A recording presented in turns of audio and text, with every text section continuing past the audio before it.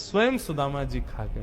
द्वारिकाधीश कृष्ण उस दिन तो सोच रहे थे कि सुदामा तूने एक बार भी विचार नहीं किया कि मेरे भी चने थे उसमें, पा गया। सुदामा जी क्षमा मांगने लगे, बोले माफ कर दे लाला, भूख ज्यादा लगी हमारे, खा गए हो, लेकिन वास्तविकता कौन जाने।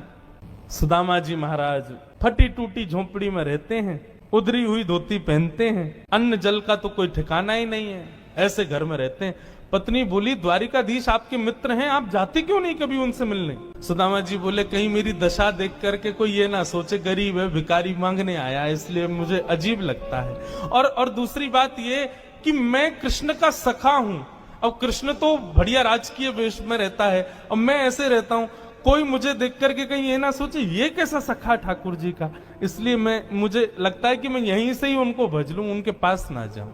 सुदामा जी की पत्नी ने सौगंध दे दी, तुम्हें मेरी सौगंध है, जाओ द्वारिकाधीश से मिलके आओ।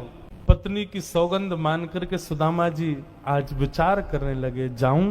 कृष्ण ये तो नहीं सोचेगा कि कहां से आ गया, कुछ मांगने आया है। कृष्ण तो नहीं सोचेगा, लेकिन उसकी पटरानियां, उसके राज्य के लोग, महामंत्री आदि ये सब तो नहीं सोचेंगे। सुदामा जी को बहुत संकोच हो रहा है, लेकिन पत्नी की सौगंध है तो निकल पड़े। पत्नी ने 4 घरों में जाकर के अलग अलग एक एक मुट्ठी चावल लिए, जानबूझ, क्यों? ताकि जब ये पोटली द्वारिकाधीश देखेंगे तो अलग अलग प्रकार के चावलों को देख के पहचान जाएंगे कि एक दाना भी सुदामा के घर का नहीं है, थोड़ी तो कृपा करेंगे मेरे ऊपर। सुदामा जी पोटली दबाए निकल पड़े। सुदामा जी महाराज धीरे धीरे चल करके द्वारिका की ओर जा रहे हैं। चलते चलते महीनों बीत गए सुदामा जी को।